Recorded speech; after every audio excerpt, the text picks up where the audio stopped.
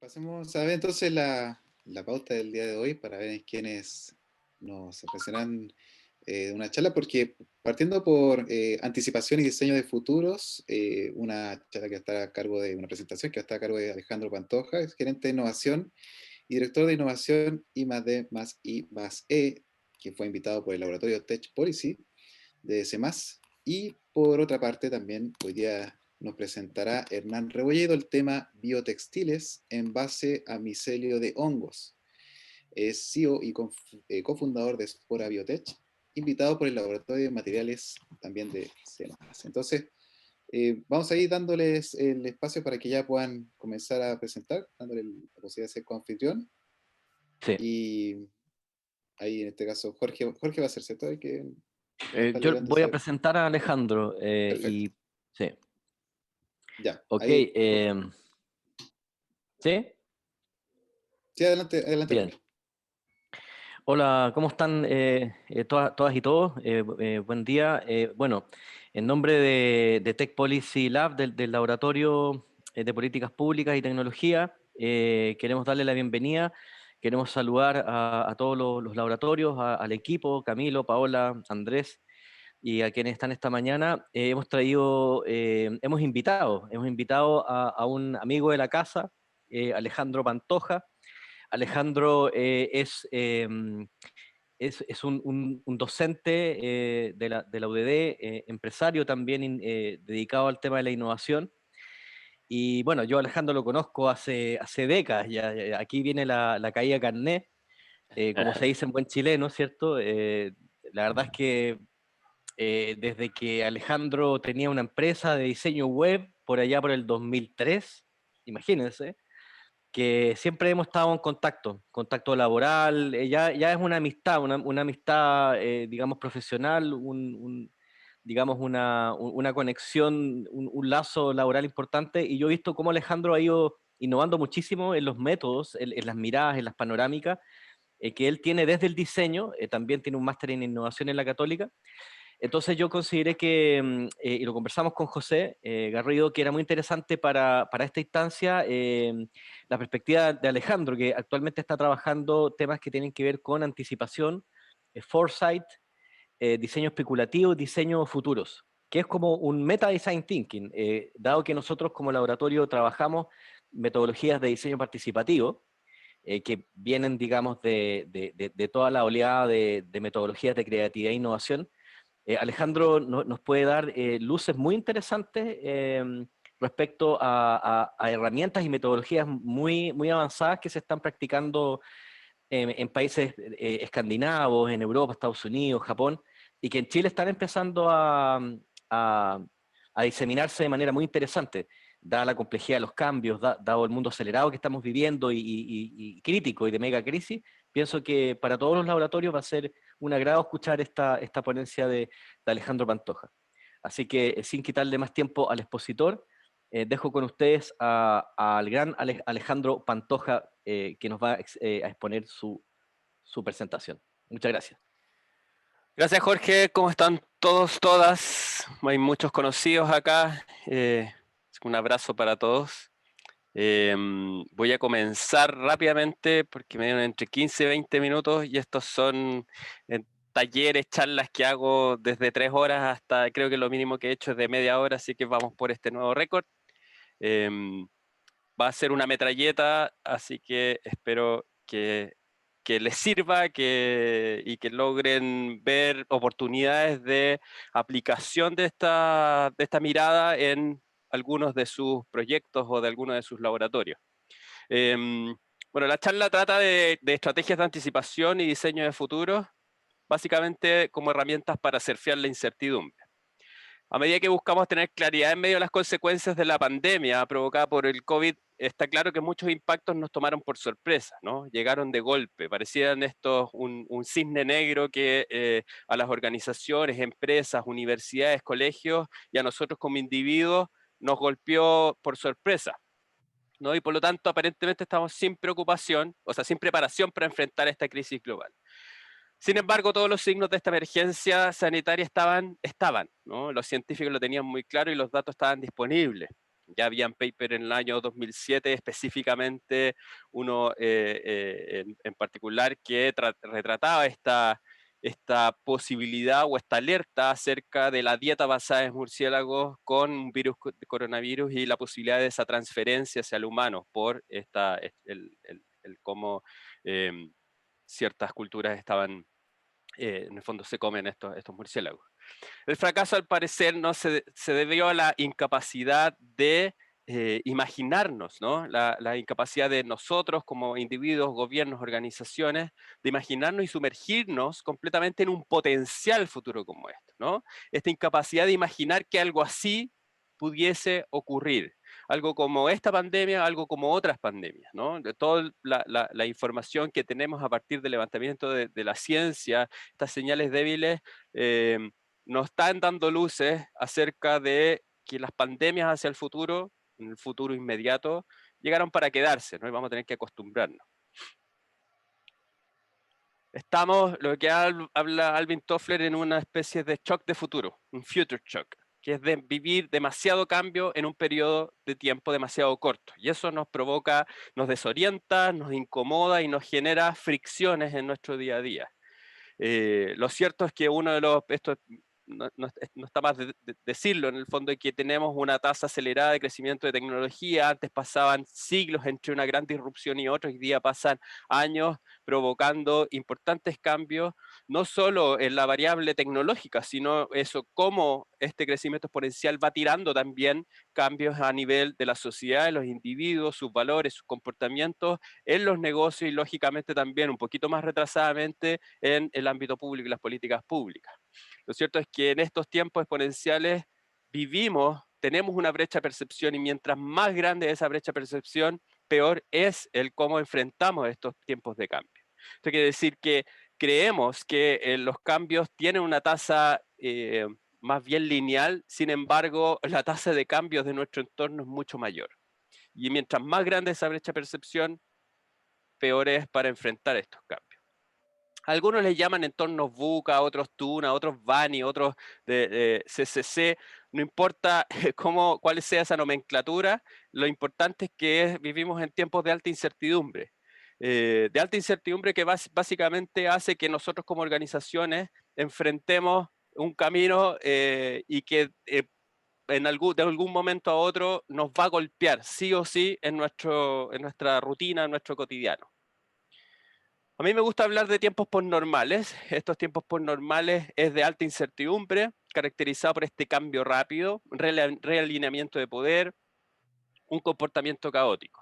Y este tiempo postnormal básicamente refiere a un periodo de transición entre las viejas, las viejas ortodoxias, ¿no es cierto?, están muriendo, estos dogmas que teníamos, estas reglas y paradigmas están muriendo, pero este nuevo paradigma, estas nuevas ortodoxias todavía no nacen. Por lo tanto, estamos en un periodo de alta incertidumbre. Lo cierto es que nos encontramos con sistemas políticos basados en filosofías del siglo XVIII, dirigidos con sistemas administrativos del siglo XIX, construidos sobre tecnología del siglo XX, intentando enfrentar retos del siglo XXI. Y ahí es donde está el gran problema, ¿no? Es que estamos tratando de enfrentar desafíos complejos, desafíos caóticos que alguna vez pudimos entenderlos de manera lineal, pero hoy día es imposible. Y por eso es que aquí yo hablo de estas estrategias de anticipación, cómo creamos organizaciones a pruebas de futuro o preparadas para el futuro. Uno de los temas importantes de contestar, que no voy a dar la respuesta yo en el fondo en específico, pero es qué, cómo y cuándo es el futuro. Ese es el problema, porque tenemos imágenes de futuro recreadas por el cine, imágenes de futuro recreadas por los grandes incumbentes tecnológicos, Microsoft, Google. Sin embargo, esos son algunas visualizaciones, ¿no? Algunos escenarios de futuro, pero no necesariamente es el futuro que nos va a tocar, que es el que es el futuro que ellos están empujando, y eso hay que tenerlo claro. O sea, los futuros que tenemos como imaginarios, algunos utópicos, otros distópicos, son hegemonías, ¿no? Son visualizaciones que se nos están intentando implantar, pero lo cierto es que para nosotros como individuos, como sociedad, como organizaciones, tenemos que entender que no hay un solo futuro, ¿no? Que son escenarios distintos, son alternativas de futuro. Hay que hablar de futuros en plural, ¿no? Y como el futuro no existe, la mejor manera de predecir el futuro es crearlo. Y el futuro, esa creación está en nuestras manos. Los futuros solo pueden ser imaginados y eso está en nuestras manos. Esta herramienta se llama, más que herramienta, una imagen para explicar que hay distintos futuros, ¿no? Hay futuros de corto plazo, futuros intermedios, futuros lejanos. Y además tenemos un scope de probabilidad de esos futuros.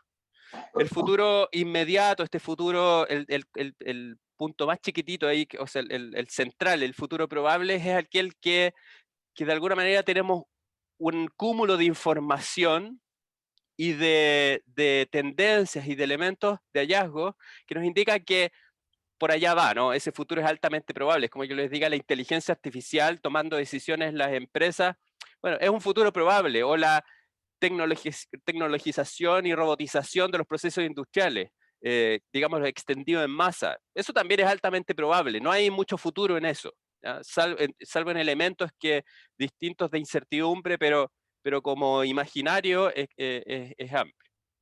O sea, está ampliamente instalado.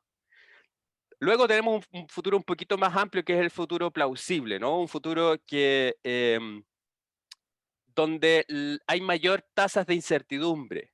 Sin embargo, hay elementos, tendencias, señales débiles que nos indican y nos proporcionan información acerca de que tiene un grado de plausibilidad, ¿no?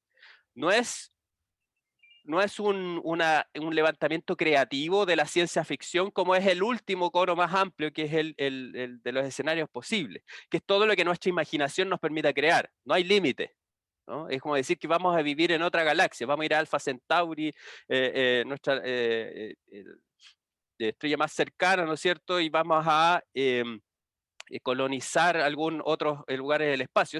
La ciencia ficción está en este imaginario general. Entonces, aquí la idea para nosotros como herramienta es movernos dentro del escenario plausible, ¿no? Un escenario donde hay elementos dentro de nuestro entorno, información, cambios, que al hacerle seguimiento nos permite a nosotros retratar ciertos escenarios que podrían tener un grado de plausibilidad mayor de ocurrencia. Ahora, ¿cómo hacemos? ¿Cómo logramos generar esta estrategia de anticipación? Aquí hay dos miradas que se unen. El pensamiento futuro, los future studies, existen hace varias décadas, parten incluso desde el mundo corporativo, el foresight estratégico, en empresas como Shell, que empezaron a involucrarlos dentro de sus procesos estratégicos de elaborar escenarios futuros. Sin embargo, eran miradas muy pragmáticas, muy desde lo cuantitativo, haciendo seguimiento de las curvas, de los números, y muy desde el lado de la expertise. Y ahí es cuando empieza a involucrarse otras miradas como el diseño especulativo, el design fiction, y junto con el design thinking, que incorporan la mirada de la colaboración, la construcción, la materialización, todos los atributos de la mirada del diseño, y se unen con el pensamiento futuro. Entonces, si el design thinking te permite responder, innovar a partir de la investigación en el corto plazo, en el presente, y diseñar, ¿no?, propuestas innovadoras para problemáticas del presente, el future thinking te permite, de alguna manera, involucrado con el diseño, que yo hablo de foresight by design, es tomar esta investigación de cómo vienen dándose ciertos factores de cambio en el presente, pero diseñar para un escenario en el futuro, ¿no? Es para escenarios que no están hoy día, y problemas que hoy día no existen, pero podrían llegar a existir, problemas u oportunidades. Este foresight por diseño, y en general, el foresight en general, trabaja bajo 4 macroetapas, ¿no? Escanear el entorno, visionar escenarios, prototipar conceptos y preparar y accionar. El objetivo de crear estos escenarios futuros es preparar una organización para cualquiera de ellos, ¿no? El escenario que queremos empujarlo, y escenarios menos positivos quizás, preparar la organización en el caso de que ello ocurra. Entonces, para escanear, en primer lugar, hay que identificar los cambios que ocurren en el entorno, analizar señales emergentes, señales débiles, tendencias, y comprender cada uno de esos elementos, los drivers políticos, los drivers ambientales, económicos, tecnológicos, sociales, legales. Todas estas van ocurriendo en nuestro entorno, y la idea es mirarlos, no solo las tendencias, no es solo inteligencia artificial, robótica, sino todos aquellos elementos que están ocurriendo y que de alguna manera uno mira y ve con fricción, como el cambio de nombre de la negrita, ¿no? Que genera una fricción, o el lenguaje inclusivo. Son elementos que para mí son cápsulas de futuro, son futuros en el presente que están encapsulados. Es como hace 15, 20 años atrás o 10 años atrás los veganos, ¿no? Outsiders sociales, locos, que con dificultad podías conocer uno dentro de tu red cercana. Hoy día está lleno. Les aseguro que aquí dentro de esta reunión deben haber veganos y conocemos al menos dentro del círculo cercano a más de uno. Entonces en algún momento eso fuera una cápsula de futuro que dio realidad a un escenario. Todos estos elementos que nos generan fricción son señales débiles y muchas de ellas pueden generar un impacto profundo en nuestro entorno o en nuestras organizaciones o individuos o en la sociedad. Seguirlos para estar atentos y ver qué es lo que ocurre con ellos y luego elaborar escenarios. Todo este imaginario entre lo que provocó el COVID, el tema de la virtualización de todo, ¿no? Estas paso de los metarrelatos, ¿no? De izquierdas, derechas, capitalismo, comunismo, a microrelatos, feminismo, animalismo, indigenismo, todos estos ismos, finalmente estos microrelatos, como habla Guy Debord, son elementos que nosotros podemos estar observando, que hoy día a lo mejor muchos de ellos generan fricciones, pero seguramente se van a romper estas cápsulas de futuro en el corto, mediano plazo y van a convertirse en normas. La tecnología, hablamos que los grandes metatendencias son la búsqueda de una sociedad justa e igualitaria, el cambio climático, lógicamente es uno de los drivers más relevantes hoy día, y la robótica e inteligencia artificial. Con toda esta información que levantamos en el escáner, ahora tenemos que crear escenarios, ¿no? Escenarios plausibles que nos permitan combinar entre estas distintas señales, estos drivers. Combinarlos para generar un imaginario de distintos escenarios plausibles. No nos sirve solo uno, ¿no? Nos sirven varios. Y aquí normalmente se levantan entre 3, 4 y 5 escenarios incluso. Y estos son relatos y estos escenarios se pueden crear poniendo los grandes incertidumbres claves en una matriz, por ejemplo, en este caso, en escenarios de corto plazo acerca de la pandemia, si tenemos vacuna o no tenemos vacuna, y si hay nuevos casos o los casos van decreciendo. Y ahí tenemos un ejemplo, el año pasado, estamos hablando de mayo del 2020, es decir, un par de meses después de que esto ya estaba como pandemia global, la Universidad de Cambridge trabaja estratégicamente en 4 escenarios, desde el más positivo, una recuperación rápida, es decir, que se va a encontrar una vacuna dentro del 2020 y que los casos iban a ir declinando, y por lo tanto enfrentar la investigación y también la docencia, tanto para ese escenario ultra positivo como para el escenario más negativo, que es el último, el Global Gloom, pensando en que no iba a haber vacunas hasta el 2021 y que los casos iban difícilmente ir en decrecimiento. Y por lo tanto se están preparando y están preparados para enfrentar un 2020 y un 2021 totalmente con lockdown. Eso por suerte no ha sido así, pero sigue estando esto en la incertidumbre. Otra manera de elaborar escenarios es a partir de estos arquetipos de escenarios. Trabaja uno de continuidad, en el fondo es como el business as usual, cómo se están ocurriendo hoy día la curva de cambio en general. Un escenario de colapso, ¿no? Un cambio absoluto, es como no necesariamente un escenario distópico, pero sí podemos perfectamente vincularlo. Un escenario disciplinado donde tomamos acción, donde decimos, ¿sabéis que esto sigue dándose así? Va a tener un escenario de colapso y por lo tanto tomamos decisiones de cambio. Y por otro, un escenario transformador, ya que normalmente es un escenario más utópico, un escenario más positivo. En el fondo es que donde la sociedad asume un cambio importante general y por lo tanto genera un escenario de transformación con respecto. Y esto de aquí hablamos desde modelos de decrecimiento, modelos digamos, de disrupción del capitalismo, etc. Este es un ejemplo hecho por DHL, o DHL es uno de los empresas de logística más importantes del mundo, y ellos tienen un informe que se llama Delivering Tomorrow. un levantamiento de escenario del 2050, donde en el fondo desarrollaron 5 escenarios distintos, tomando distintos drivers de cambio y uniéndolos dentro de estas especies de átomos, cada uno de ellos para retratar escenarios que sean significativos de impacto para la industria de la logística, entre todo lo que tiene que ver con producción distribuida, con producción, en el fondo, manufactura avanzada, 3D, más temas de localización, ¿no es cierto?, entre globalización y localización, sistemas macroeconómicos, todos estos elementos, en el fondo, que andan dando vuelta, que podemos ir viendo, los unen en cada uno de estos y significan escenarios distintos para la industria logística que deben ser enfrentados de manera distinta desde el punto de vista estratégico. Y aquí es cuando empezamos a involucrar esta mirada de diseño, también antes, ¿no?, desde el visionado de los escenarios, pero antes los prototipos no estaban, tú no materializabas ese futuro, terminaba en un relato, terminaba en un informe con curvas y una cuestión muy práctica. Y aquí empezamos a trabajar sobre prototipos, artefactos de futuro que nos permiten en el presente materializar ese futuro y por lo tanto abrir espacios de discusión, de reflexión y de colaboración que alimenta la discusión organizacional sobre el impacto de esos futuros.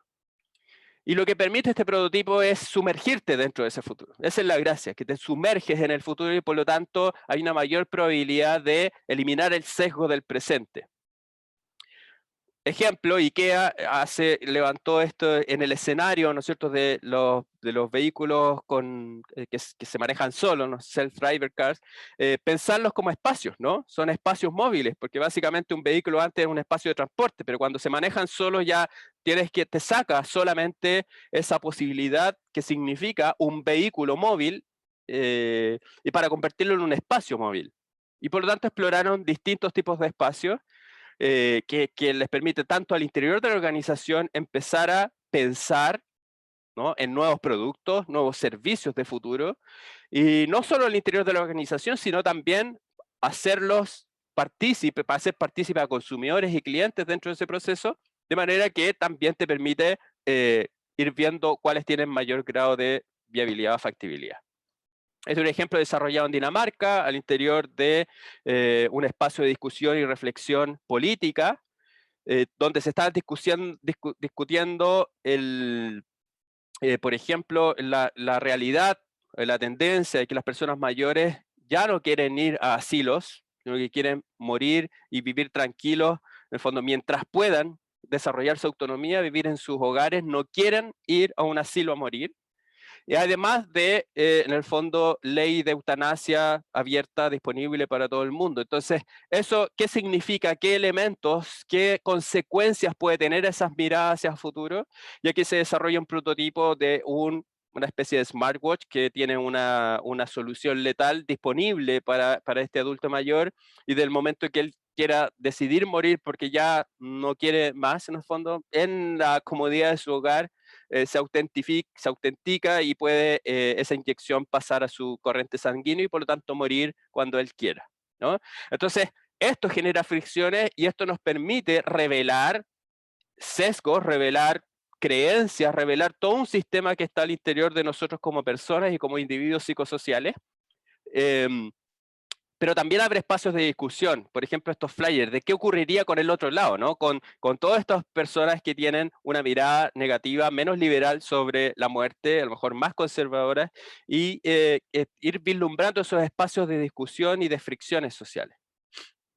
Este es un ejercicio que hicimos el año pasado en Taller Integrado, en el marco de un concurso internacional de diseño. Aquí esto no es una mirada tan a largo plazo, está la tendencia de alimentación saludable y también toda la información que existe acerca de las proteínas y alimentación basada en insectos, que es altamente sostenible.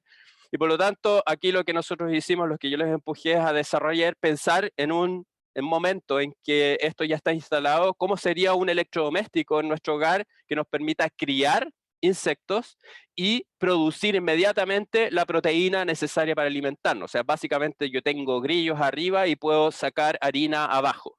Y por lo tanto se enmarcan ciertos elementos de cambio y ciertas tendencias de alimentación y desarrollar un producto específico para ese futuro. O este otro ejercicio que también desarrollamos en mi ramo de seminario de diseño crítico, que es de diseño futuro, en la tendencia ¿no es cierto? Estamos viendo una alta demanda de jóvenes menores de 18 años, 15, 16 años de participación política, ¿no?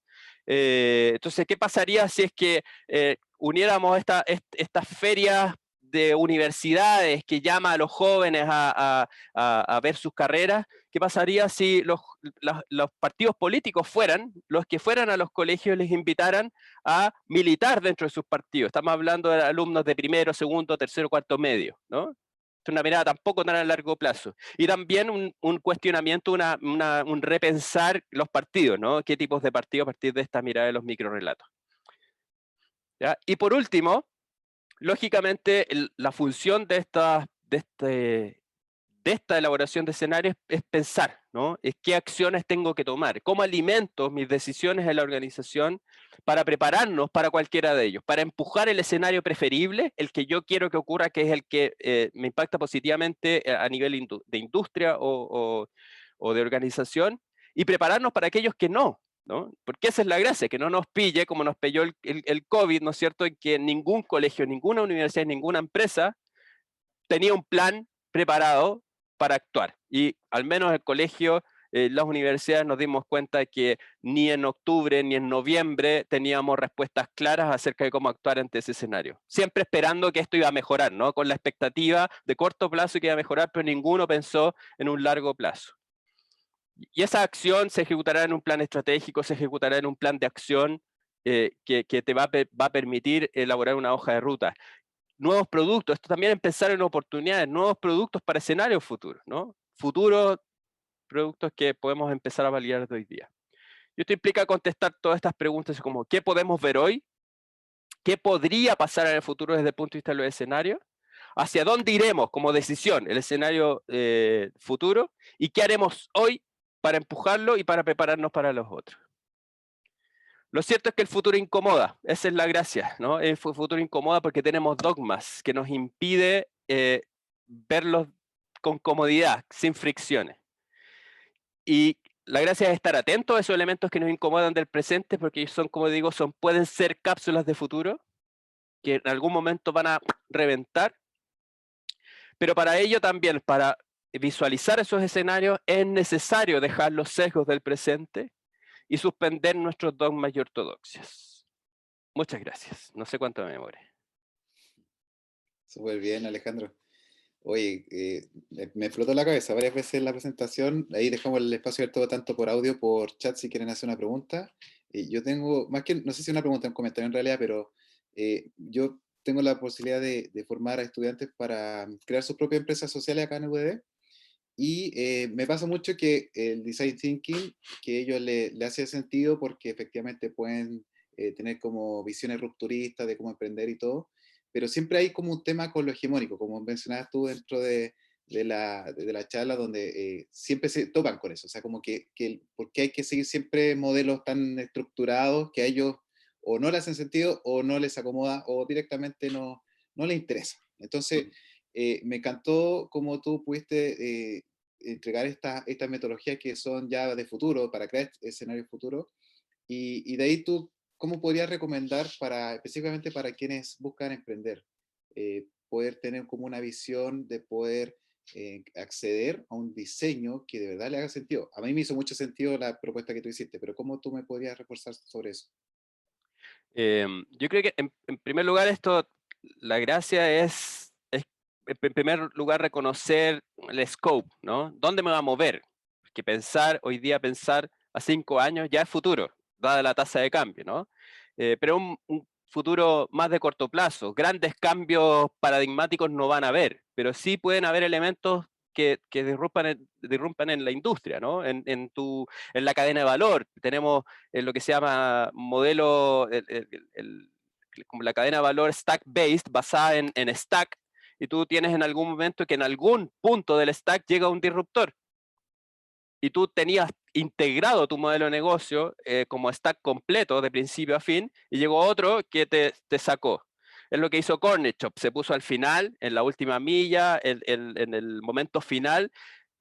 Jumbo.cl existía hace hartos años, Líder.cl existía hartos años, entonces uno podía comprar hace mucho antes que Corner Shop, y para qué decir de Telemercados Europa y todo esto, que fueron visionarios, pero que no calzaron en tiempo, ¿no? Si esto tiene que ver con el calce de tiempo, espacio. Y por lo tanto, el scope es importante. ¿A cuántos años voy a pensar? ¿5 años, 10 años, 15 años, 20 años? De ahí ya pensar en 50, 100 años también se hace, pero eso ya es repensar modelos de sociedad, ¿no? De estos grandes cambios de visión, no cambios tácticos, cambios estratégicos. Entonces, en primer lugar, es definir eso, porque eso te da carne para ver cuál es la función que va a tener. Porque si yo quiero emprender, lógicamente no me sirve pensar en un cambio muy a largo plazo. Yo tengo que pensar en 5 o 10 años. Y que a lo mejor tiene que ver con cosas que hoy día, y más allá del COVID, ¿no? Porque el COVID nos abrió la cabeza ante distintos elementos de cambio, pero hay que pensar también que es un momento de crisis, y en momentos de crisis uno no toma decisiones, ¿no? Porque lo que tenemos que ver ahora es el decantamiento, qué de todos estos elementos que se aceleraron van a trascender y van a quedar, y cuáles van a volver a su estado normal. Entonces, tampoco tiene mucho sentido que tomemos el escenario que tenemos particularmente 2020-2021 como oportunidades de negocio, porque no sabemos si eso efectivamente trasciende o no, la mirada en el corto plazo. Entonces, primero el scope, y ver dentro, esto es importante, estar viendo el entorno, estar olfateando. Cuando hablamos de transformación digital, para mí transformación digital es ponerte al día nomás, ¿cachai? Pero aquí lo importante no es la transformación digital, qué tecnología o cómo acomoda la organización desde el punto de vista de metodologías ágiles, sino es a estar atento a que es el entorno el que está cambiando antes que tú. Es la transformación de tu contexto, la transformación de tu industria.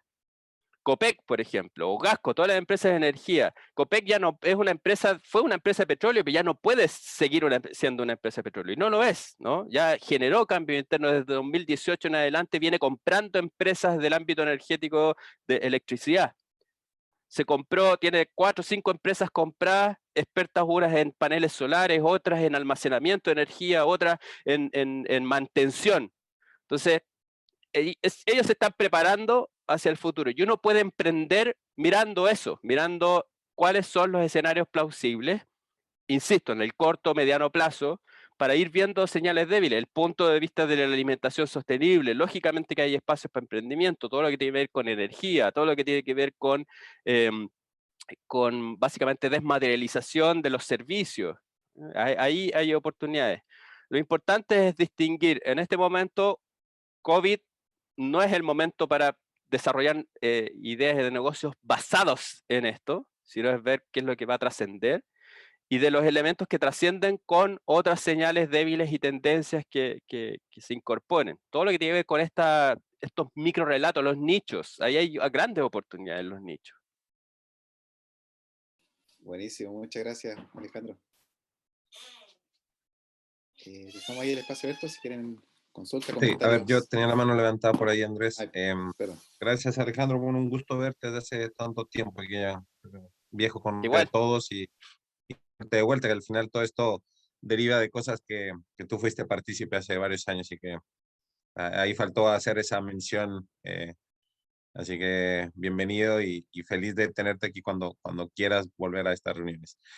Yo solamente quiero hacer una pregunta, porque finalmente acá estamos distintos grupos de investigación, y en la investigación siempre hay una visión, o sea, en general, por lo menos en lo que nos comprende, siempre estamos intentando visualizar escenarios más futuros, y planteárselos a partir de preguntas de investigación que podemos ejecutar desde ahora. Pero lo que ha sucedido también es que cada vez que se plantean proyectos de investigación un poco más, no sé, disruptivos, pensando en cosas un poco más alejadas, me imagino acá, no sé, las trampas las trampas de ratón, las trampas de mosquito para detectar posibles digamos, infecciones en humanos. Entonces, como adelantarse y decir, oye, ¿por qué no empezamos a pensar en algo más allá que solamente la detección en una persona?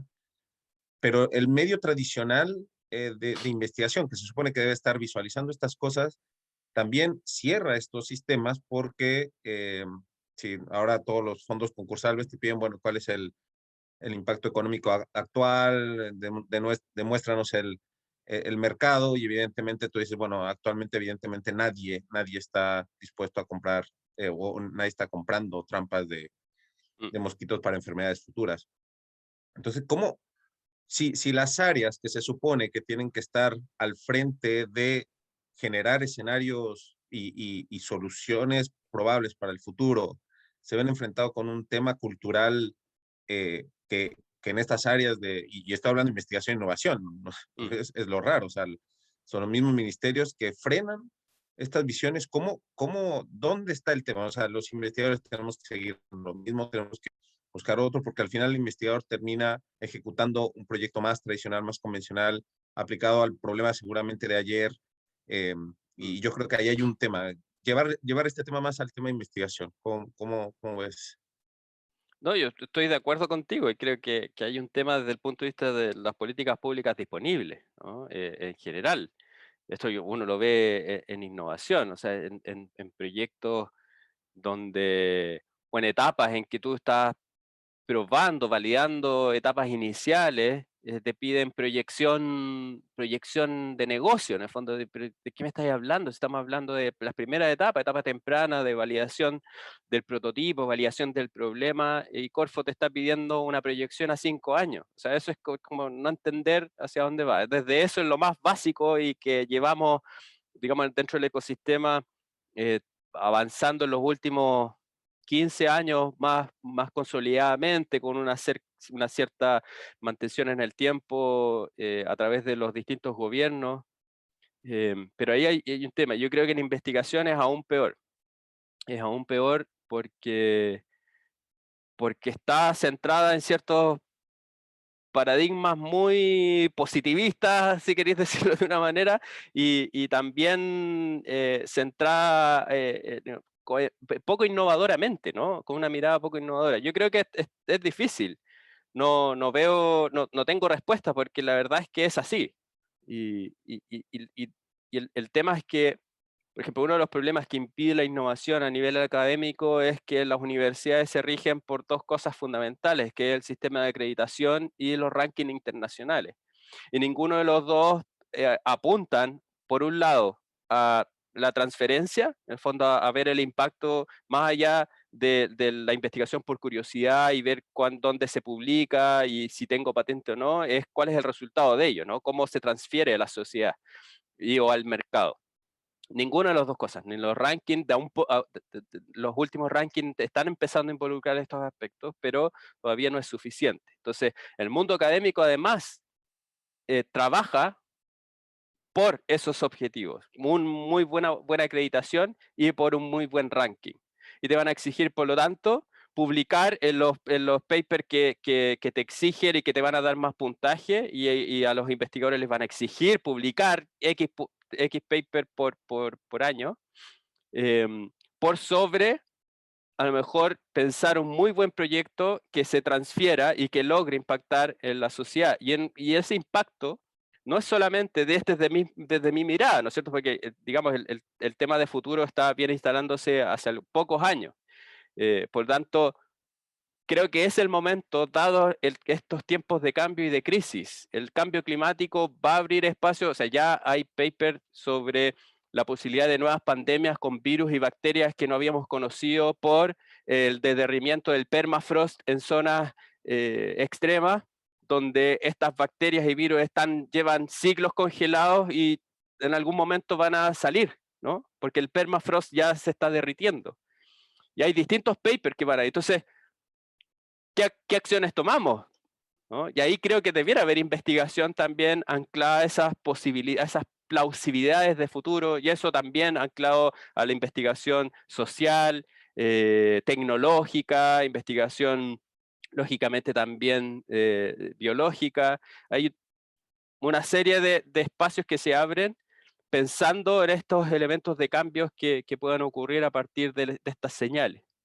Pero ciertamente no tengo respuesta, es como, creo que no está el horno para bollos todavía. Pensar en instalar una investigación que piense en esos escenarios futuros.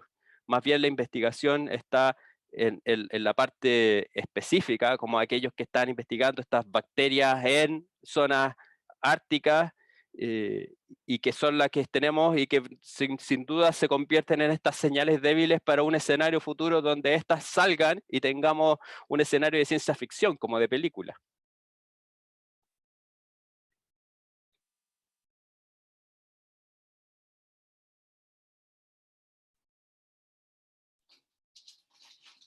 Buenísimo.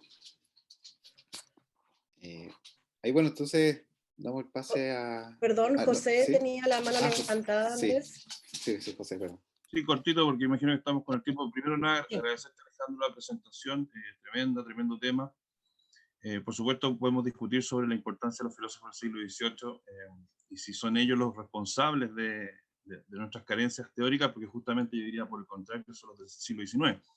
Pero bueno, eso lo podemos conversar en otro momento. Pero lo que yo quería destacar, y como en nuestros laboratorios de políticas públicas y en continuidad con lo que decía Camilo, que el desafío de lo que tú estás planteando para las políticas públicas es tremendo, ¿no? Hace poco Richard Thaler, ¿no es cierto?, ganó el Premio Nobel de Economía, y lo que fundamentalmente él hizo fue rehabilitando a los filósofos del siglo XVIII, con tratar de que es muy difícil moldear y el comportamiento humano en contextos del estudio de la economía, y por tanto hacer políticas públicas tendencialmente nos vamos a equivocar, ¿no? Y en Chile tenemos políticas públicas ejemplares, ¿no es cierto?, como Transantiago, en fin, tolerancias ceros, habidas y por haber, la guerra contra las drogas, en fin, hay una serie de políticas que constantemente fracasan, y fracasan justamente porque la premisa, ¿no es cierto?, es que podemos moldear el comportamiento y podemos predecir el futuro.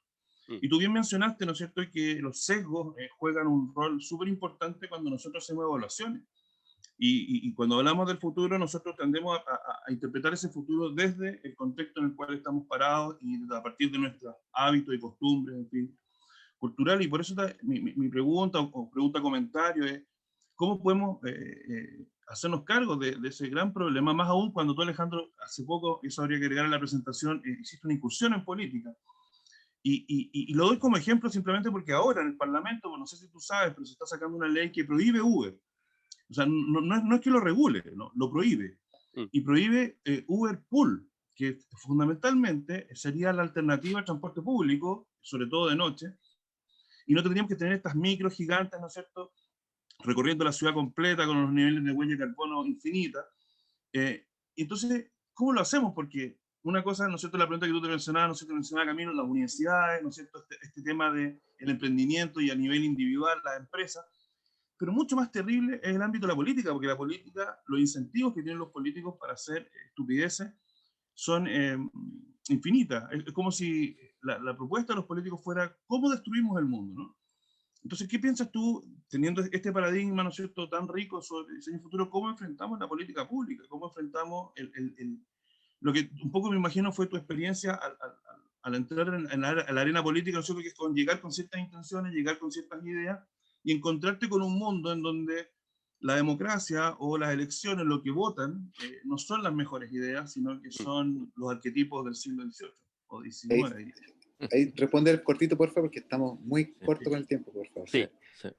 No, yo creo que ahí está el problema, o sea, más que la oportunidad es de empujar, ¿no? Yo creo que el sesgo está, y en el mundo político el sesgo es aún más grande, pero el sesgo está en todos lados. O sea, el tema del cambio de nombre de la negrita generó un revuelo como de un nivel inentendible, ¿ya? Y es porque nos cuesta ver el cambio. Yo creo que la única manera es que el mundo político, como se hizo en Dinamarca con el ejemplo que les mostraba del Proto Policy, es quitarse esos sesgos, porque si no pasa esas leyes que van a contrapelo, ¿no? Son leyes que van a contrapelo porque todo el mundo va para un lado y tú pretendes tomar decisiones de proteccionismo o tomar decisiones como sigamos anclados en el paradigma anterior porque es lo que conocemos. Yo creo que no hay otra manera más que abrir estos espacios de discusión, lo que se llama el future literacy o de alfabetización de futuro, para poder ir eliminando esos sesgos, ir sacándose el sesgo del presente y mirar con otros ojos, pero es difícil, ciertamente. Yo creo que las curvas de cambio que mostraba, la última es la del ámbito políticas públicas, es la más lenta. Bien, Y ahí le damos... normalmente reactiva. Sí, perdón, Alejandro, perdón que te corté abruptamente. Le damos el pase entonces. Muchas gracias por la presentación. Gracias a Le damos el pase ahora. ustedes. Gracias, Gracias, Alejandro. sí, muchas gracias. Hernán Rebolledo.